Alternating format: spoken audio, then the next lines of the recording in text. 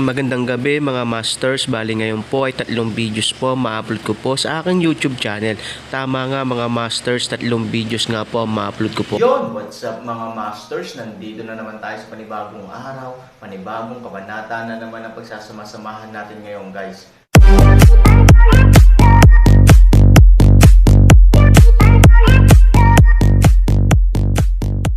Bali mga masters, kung bago ka pa lang po sa aking YouTube channel, please click the subscribe button, lalong-lalo na po yung notification bell guys, para maging connected pa rin tayo sa isa't isa at maging updated kayo sa mga susunod ko pang video. Bali mga masters, bago natin umpisahan ng kwento ay mag-shoutout po muna tayo para sa mga solid nating tagapakinig. Sobra akong nagpapasalamat sa inyo mga Sec Masters at aking mga Emperor. Maraming salamat sa solid na pagsuporta nyo. Yun na nga mga masters, no? Bali hindi na ito patagalin. In 3, 2, 1, let's go! Mga masters, baka pwedeng hindi tayo mag-skip ng ads. Salamat mga masters. Ang bagong yugto ni Daryl sa storytelling channel sa YouTube mapapakinggan. Ang bagong kabanata. Kaya paano na lang kapag bigla-biglang bumalik sa lugar natin mga elf si Ate Lynn? At ganito ang sitwasyon. Nawala na si Ate Yui. Nakakatiyak ako lola, na labis na makakapagbigay galit ito kay Ate Lynn. Kapag ganon ang nangyari, lola, paano natin mapigilan sila Master Ken at Prinsesa Lynn? Kung magkataon na makabalik si Ate Lynn na ganito ang sitwasyon. Hindi natin sila pwedeng hayaan na gumawa ng pabigla-biglang desisyon. At ang lahi ng mga demonyo ang kanila pang salakahin. Ang magkaibang mga nilalang na lahi na kasakasama natin sa mundo na ito ay may mga nakakatakot na mga kalahi. Ang lahi ng lahing barbarian. Ang lakas ay talagang sobra-sobra. At ganun din ang lahi ng mga demonyo. Lola, ano na ang gagawin natin para mapigilan ang mag-ama? Sabi ni Sophie, nang marinig ito ni matandang Los. Ito ay nagsalita at sinabi, Apo, gustong-gusto ko nang makasama at makita muli ang prinsesa na si Prinsesa Lynn. Ngunit sa mga oras na ito at sa ganitong sitwasyon, mas kailangan natin palalanjin na wag na muna siyang makabalik sa ating lugar at sa kanilang kaharian. Dahil Apo, kung magkataon nga, tama ka nang iniisip. Baka ang mag-ama na si Prinsesa Lynn at Master Ken ay hindi natin kayang mapigilan sa kanilang nais gawin o paghihiganti. Tuldok, napakadelikado ng kanilang magiging hakbang na iyon kung magkataon. Kung hindi nila ito pag-iisipan at paghahandaan muna. Dahil ang lahing barbarian ay hindi talaga basta-bastang nilalang na nandito sa ating mundo. Na kahit na ang mga hari sa God's Domain at ang mga banal na sundalo sa God's Domain ay hindi na kaya makubkab ang lahi ng mga barbarian. Tuldok, sana talaga, ay hindi pa ito ang panahon na makabalik si Prinsesa Lynn. Kung si Master Ken lang ang ating pipigilan, malaki ang chance pa natin na magawa ito. Dahil kahit papano si Master Ken ay nakikinig sa aking mga salita. Ngunit ang prinsesa ay kahit ang kanyang ama ay nagagawa niyang suwayan. Sana talaga Apo, ang Ate Lynn mo ay nasa lugar parent sila ni Vin kung nasaan sila ngayon. Sabi ni matandang Los sa tono ng may pangangamba, at maya-maya, si matandang Los ay nagsalita muli at sinabi, Apo manatili ka sa loob ng protection shield. Susubukan ko ngayon pakalmayan si Master Ken. Sabi ni matandang Los, nang marinig ito ni Sophie.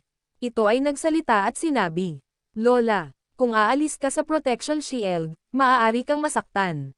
Ang mga bato ay nagsisitalsikan peren.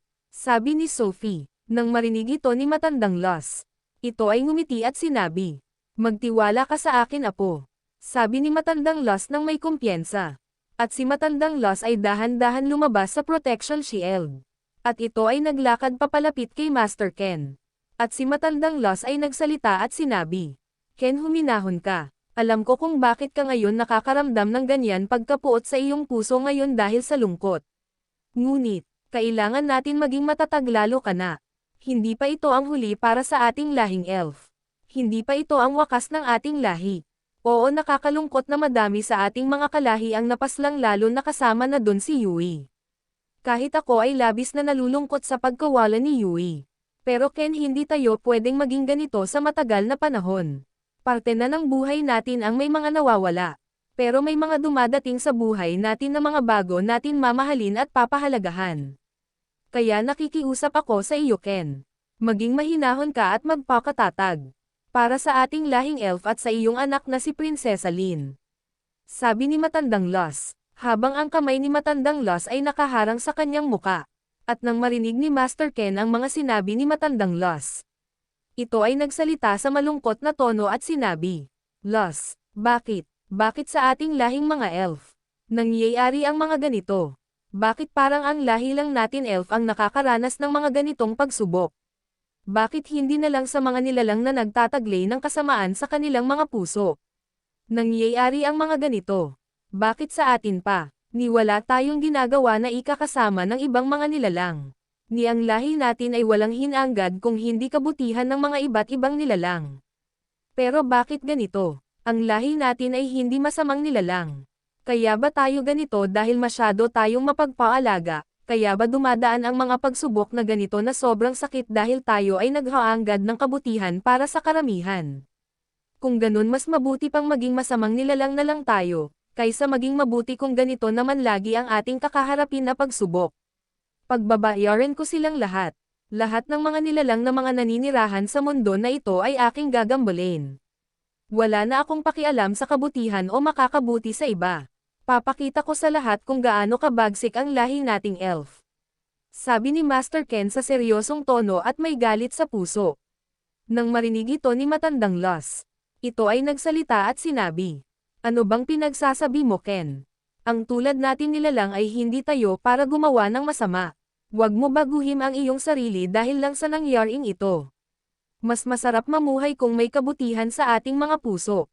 Malalagpasan natin ito Ken. Tayo ay magtulong-tulong upang malagpasan ang mga ganitong pagsubok. Tulad ng pagsubok na ating nalagpasan sa matagal na panahon. Nagtulong-tulong tayo upang makabangon muli. Mas malala pa ang mga nangyari noon kaysa ngayon. Kaya wag na wag kang susuko at magbabago Ken. Nandito pa kami lalo na ang iyong anak na babae na si Prinsesa Lin. Kahit na wala siya dito ngayon nakasakasama natin. Nakakatiyak ako ay ayaw niya din na maging ganyan ka. Ayaw din ng iyong anak na maging masamang nilalang ka, lalo na ang ating buong lahing elf. Kaya magpakahinahon ka at magpakatatag Ken para sa aming lahat. Na umaasa sa iyo, sa iyong pamumuno na may kabutihan. Sabi ni Matandang Los, nang marinig ito ni Master Ken. Ito ay nagsalita at sinabi, malalagpasan, magtutulungan. Tama ba ang narinig ko mula sa iyo Los? Kalokohan ang lahat ng iyon. Hindi natin malalagpasan ang ganitong pagsubok kung hindi natin babaguhin ang ating mga pananaw. Hindi mo alam ang hirap ko Los. Sa mahabang panahon na pamumuno ko sa ating lahing elf. Namumuno ako ng tapat at pinahalagahan ang mga may buhay sa mundo na ito. Ngunit ano ang maging kapalit nito? Ang ganitong trahedya lang. Hindi mo alam kung ano ang nararamdaman ko ngayon Los. Hindi mo alam kung paano mawalan ng mga taong sobra mong pinapahalagahan. Kaya wala ka sa pwesto para sabihin sa akin ang mga ganyang mga salita. At nasaan ngayon ang aking anak? Hindi ko alam kung ito ay buhay pa o patay na. Hindi ko alam kung napaslang na ito ng ibang mga nilalang lalo na ang mga nilalang sa lahi ng mga demonyo. Hindi mo alam kung gaano kasakit sa akin na hanggang ngayon wala pa rin ang aking anak. Napakahirap maging mabuti sa mundo na ito. Dahil pati ang kapalaran natin ay atin ang nagiging kalaban. Hindi pabor sa atin ang ating kapalaran dahil sa pagiging mabuti natin. Dahil sa totoo lang, walang mabuting nilalang ang namumuhay sa mundo na ito. Kaya mas mabuting maging masama na lang ang ating lahing elf. At mangambala na din tayo ng iba't ibang nilalang. Tulad ng ginagawa ng mga nilalang na kasakasama natin sa mundo na ito. Tanging ang lahi lang natin ang kaya nilang ganituhan dahil alam nilang masyadong mabait ang ating lahing elf. Sabi ni Master Ken kay Matandang Los sa galit na tono. Nang marinig ito ni Matandang Los, ito ay labis na nagulat. At ito ay hindi nakaimak ng ilang segundo. At maya-maya, si Matandang Los ay nagsalita at sinabi, oo, hindi ko alam kung anong hirap mo sa pamumuno sa ating lahi. Hindi ko alam ang pakiramdam kung paano mawalan ng mga minamahal sa buhay. Oo baka tama ka nga. Wala akong alam sa iyong nararamdaman ngayon. Patawad, sa akin lang. Hindi pa ito ang wakas para sa ating lahat. Hindi pa ito ang panahon para sumuko tayo. Ikaw na ang nagsabi. Pinamumunuan mo sa matagal na panahon ang ating lahi. Kung ganun, sana sa mga panahon na iyon, natutunan mo na maging matatag at matibay na pinuno. Akala ko ganon ka na, Ken. Mali pala ako. At bakit natin itutulad ang ating mga sarili sa mga nilalang na nagtataglay ng mga kasamaan sa kanilang mga puso? Bakit tayo tutulad sa kanila dahil lang sa nangyari na ito?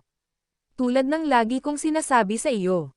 Nandito pa naman kami lalo na ako para samahan ka sa bawat laban na mangyayari sa ating lahi. Hindi ka pa naman nag-iisa, Ken. Madami pa kaming nagpapahalaga sa iyo. At humahanga sa pagiging pinuno mo na may kabutihan sa puso. Hindi ito ang dahilan para ikaw ay magbago. Yun na nga mga masters, no? Bali panibagong kabanata na naman yung natapos natin ngayong gabi. Muli, maraming salamat po talaga sa walang sawang suporta po sa aking YouTube channel na talagang inaabangan nyo po ang bawat upload ko po. Bali mga masters, magkita-kita ulit po tayo bukas ng gabi at ngayon po ay magpapaalam po muna tayo. Bali mga masters, bye-bye!